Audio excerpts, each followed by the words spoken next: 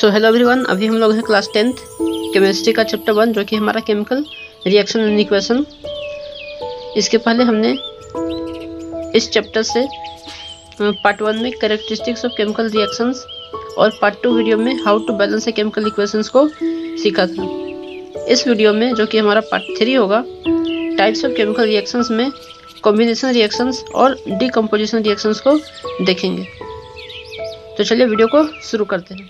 तो types of chemical reaction में हमें कॉम्बिनेशन रिएक्शंस को, डीकम्पोजिशन रिएक्शंस को, डिस्प्लेसमेंट रिएक्शंस को, डबल डिस्प्लेसमेंट रिएक्शंस को, ऑक्सीडेशंस को, रिडक्शन रिएक्शंस को, एक्सोथर्मिक रिएक्शंस को, इंडोथर्मिक रिएक्शंस को, प्रेसिपिटेशन रिएक्शंस को, ये सब टॉपिक्स को हमें 1 बाय 1 करके क्लियर करना है, जो कि हम लोग इस टॉपिक में कॉम्बिनेशन रिएक्शन और डीकम्पोजिशन रिएक्शंस को हम लोग पढ़ने वाले हैं। ठीक है, बाकी का नेक्स्ट वीडियो में हम लोग धीरे धीरे करके सबको कंप्लीट करेंगे। तो इस वीडियो में कॉम्बिनेशन रिएक्शन और डीकम्पोजिशन रिएक्शंस को पढ़ने वाले हैं। तो चलिए नेक्स्ट स्लाइड की ओर। तो आज का पहला रिएक्शन है हमारे पास कॉम्बिनेशन रिएक्शंस। तो हमने डेफिनेशंस के तौर पे क्या लिखा, those reactions in which two or more elements combine to form a single compound। मतलब किसी भी रिएक्शन में दो या दो से ज्यादा एलिमेंट्स आपस में कंबाइन करके एक नया सिंगल कंपाउंड प्रोडक्ट फॉर्म करते हैं, उसे हम क्या बोलते हैं, कॉम्बिनेशन रिएक्शन। ठीक है, और सिर्फ यही नहीं, यहाँ से दो या दो से ज्यादा कंपाउंड मिल करके आपस में एक नया कंपाउंड बनाते हैं, उसे भी हम क्या कहते हैं, कॉम्बिनेशन रिएक्शंस कहते हैं। ठीक है, तो ये इंग्लिश में लिखा हुआ है डेफिनेशन इसके। अब चलिए हम लोग कुछ एग्जांपल्स के थ्रू इसे समझने का कोशिश करते हैं। ठीक है, तो सबसे पहला एग्जांपल है हमारे पास magnesium burns in presence of oxygen to form magnesium oxide. अब ये हो गया हमारा केमिकल रिएक्शन। अब हम केमिकल इक्वेशंस के फॉर्म में इसे लिखेंगे। तो कैसे लिखेंगे हम लोग,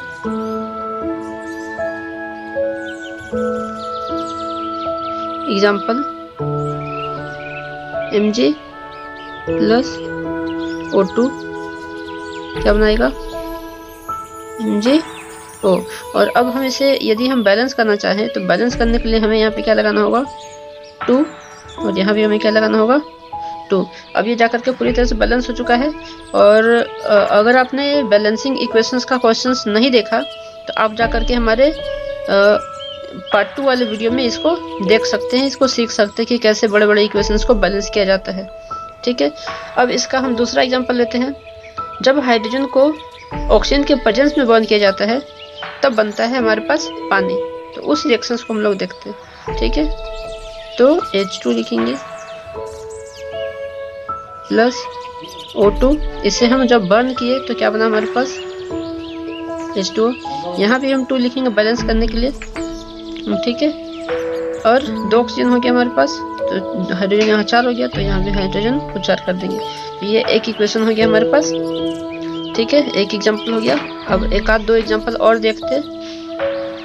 तीसरा एग्जांपल है हमारे पास hydrogen combine with chlorine to form hydrogen chloride, मतलब हाइड्रोक्लोरिक एसिड। अब देखते हैं।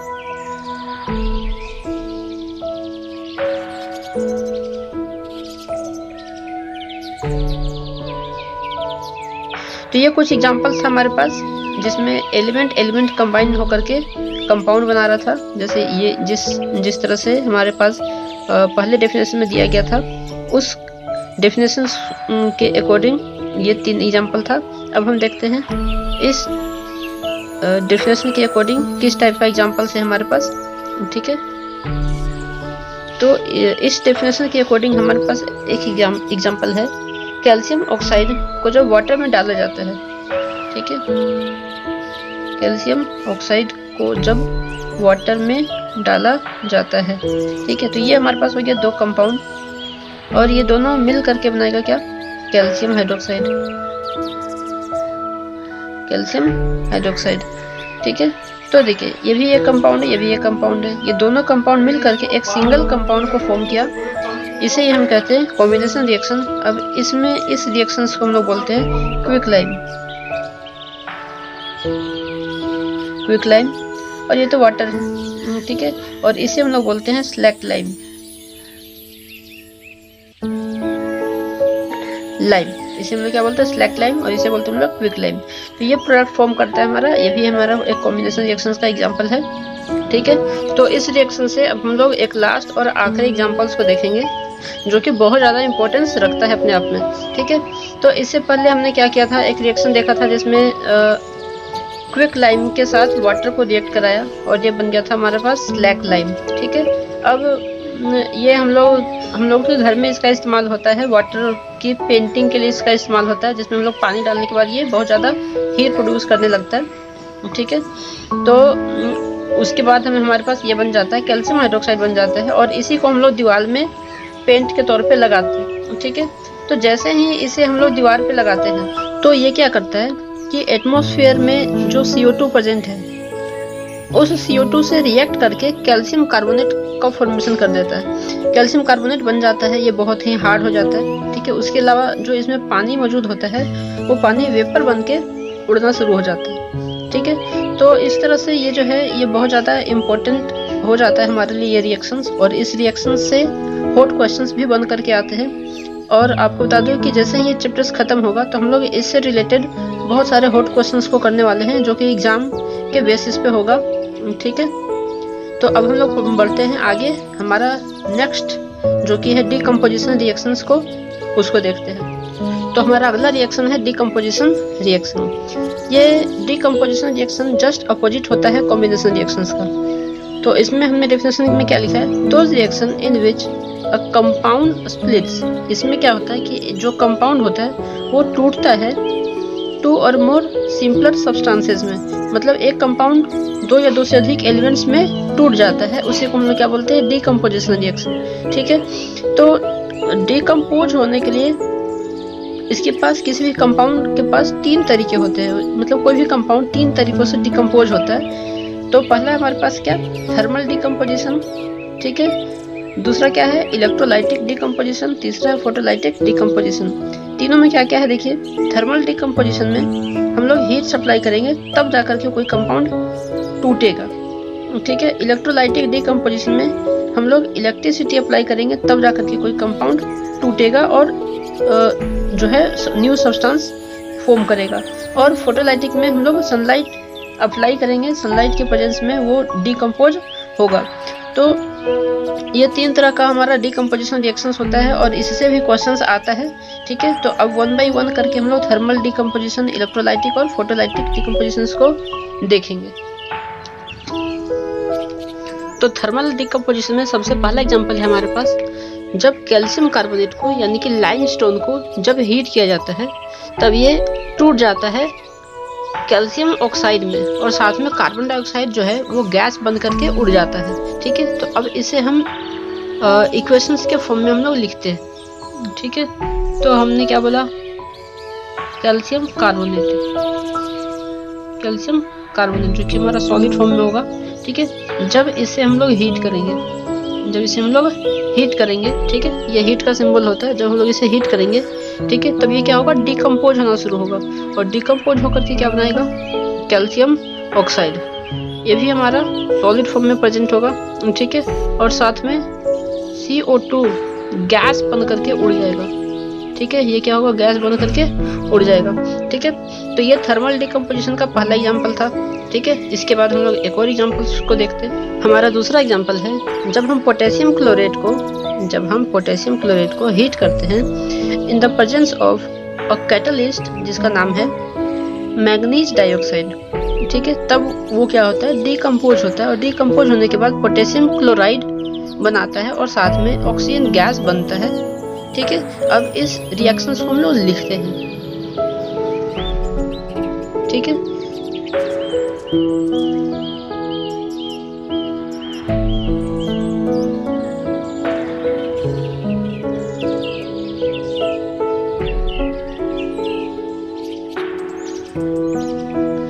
ठीक है, तो हमने रिएक्शंस को लिखा इस तरह से।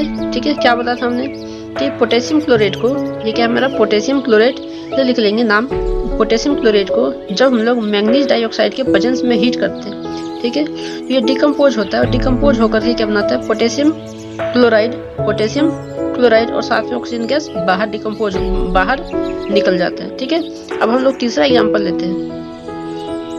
तो तीसरा एग्जांपल है हमारे पास FeSO4 जिसमें लोग फेरस सल्फेट बोलते हैं। ठीक है, ये ग्रीन कलर का होता है। ये कैसा होता है? ग्रीन कलर का होता है। जब हम लोग इसे डिकम्पोज करते हैं हीट दे करके, ठीक है, तो ये टूटता है फेरिक ऑक्साइड में, Fe2O3। ये फेरिक ऑक्साइड में टूटता है। इसका कलर होता है ब्राउन। ठीक है, ब्राउन कलर का। इसके अलावा SO2 और SO3 जो है वो गैस बन करके उड़ जाता है। ठीक है, गैस बन करके उड़ जाता है। तो ये जो क्वेश्चन है हमारा, ये वाला और ये वाला, ये तीनों ठीक है, तीनों जो है वो बहुत ज़्यादा इंपॉर्टेंस रखता है अपने आप में। ठीक है, ये सब क्वेश्चन जो है वो बोर्ड मॉडल क्वेश्चन है, इसे पूछ देता है हॉट क्वेश्चन। ठीक है, एक और एग्जांपल हम लोग इसका देख लेते हैं। ठीक है, अगला एग्जांपल है हमारे पास लेड नाइट्रेट जो कि कलरलेस होता है। लेड नाइट्रेट जो कि कलरलेस होता है, और जब हम इसे हीट दे करके डिकम्पोज करते हैं, ठीक है, तब ये लेड ऑक्साइड में कन्वर्ट होता है। ठीक है, लेड ऑक्साइड में टूट जाता है, जो कि हमारा येलो कलर का होता है। लेड ऑक्साइड, ठीक है, लेड ऑक्साइड जिसे हम लोग लेड मोनोऑक्साइड भी कह देते हैं। ठीक है, लेड मोनोऑक्साइड जो कि हमारा येलो कलर का होता है, और साथ में नाइट्रोजन डाइऑक्साइड और ऑक्सीजन बाहर आता है। ये जो हमारा नाइट्रोजन डाइऑक्साइड होता है ये ब्राउन कलर का होता है। इसे हम लोग इसीलिए हम लोग इसे ब्राउन फ्यूम्स भी कहते हैं, क्योंकि ये धुएं के रूप में बाहर आता है। ठीक है, अब इसे हम लोग रिएक्शंस के रूप में देख लिए। अब हम लोग इसे इक्वेशंस के फॉर्म में देखेंगे कि कैसे लिखेंगे इसे।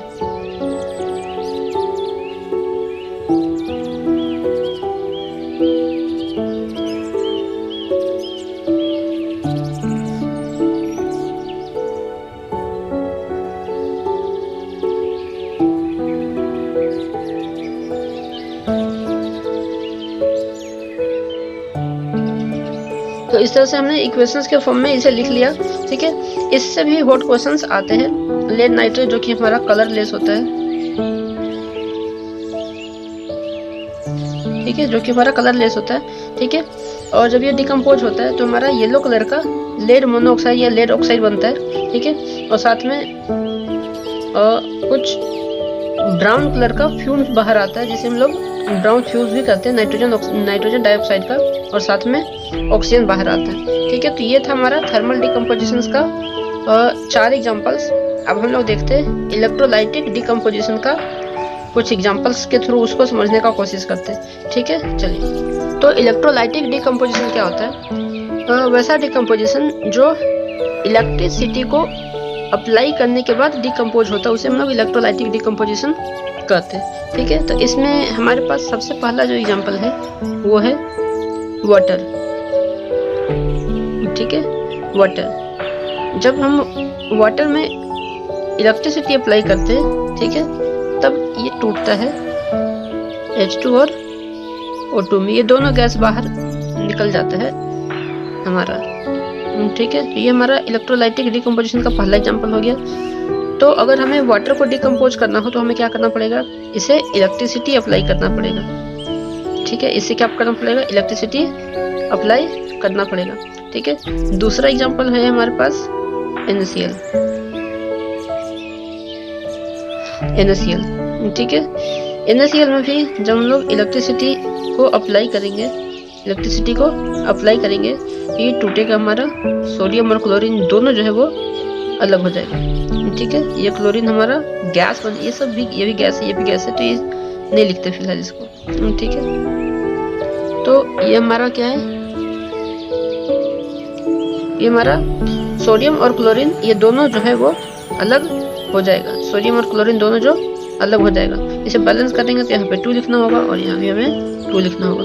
ठीक है, तो इस तरह से हमारा ये दूसरा एग्जांपल हो गया। तीसरा एग्जांपल में हम लोग लेते हैं एल्युमिनियम ऑक्साइड को।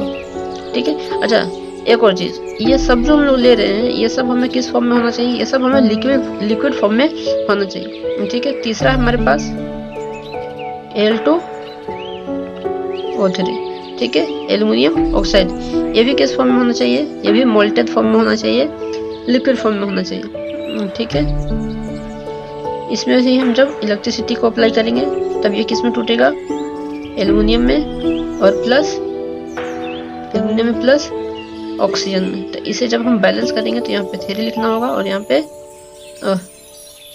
कितना लिखना होगा,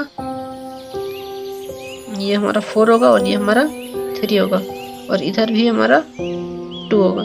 ठीक है, तो इस तरह से हमने इलेक्ट्रोलाइटिक डिकम्पोजिशंस को देखा 3 एग्जांपल्स के थ्रू। अब हम लोग देखेंगे फोटोलाइटिक डिकम्पोजिशंस को कुछ एग्जांपल्स के थ्रू। तो फोटोलाइटिक डिकम्पोजिशंस के लिए हमारे पास 2 एग्जांपल्स है। ठीक है, और ये बहुत ज़्यादा इंपॉर्टेंस है, एनसीईआरटी के बुक का क्वेश्चन है। ठीक है, इसमें हमने लिया है सिल्वर क्लोराइड और सिल्वर ब्रोमाइड। ठीक है, सिल्वर क्लोराइड और सिल्वर ब्रोमाइड ये दोनों जो है ये रिएक्शन, ये दोनों रिएक्शन हमारा ब्लैक एंड वाइट फोटोग्राफी में होता है। ठीक है, अब देखते हैं इसको। जब सिल्वर क्लोराइड में जब सनलाइट या किसी बल्ब का लाइट जब पास होता है या फिर लाइट पड़ता है, ठीक है, तो हमारा ये डिकम्पोज हो जाता है और सिल्वर अलग हो जाता है और क्लोरीन इसमें से गैस बन के उड़ जाता है। एकदम सेम। ठीक है, जो हमारा यहाँ पे सिल्वर ब्रोमाइड है में से सिल्वर अलग हो जाता है और ब्रोमीन गैस बन करके उड़ जाता है। जो सिल्वर होता है वो लाइट ग्रे कलर का होता है और जो गैस बाहर निकलता है क्लोरीन का वो येलोइश ग्रीन कलर का होता है। और यहाँ जो ब्रोमीन गैस जो बाहर निकला वो रेड ब्राउन कलर का होता है। Silver bromide light yellow colour का होता है और सिल्वर क्लोराइड व्हाइट कलर का होता है।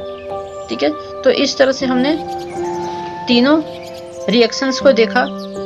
ठीक है, अब हम लोग नेक्स्ट वीडियो में डिस्प्लेसमेंट रिएक्शन और डबल डिस्प्लेसमेंट रिएक्शंस को देखेंगे।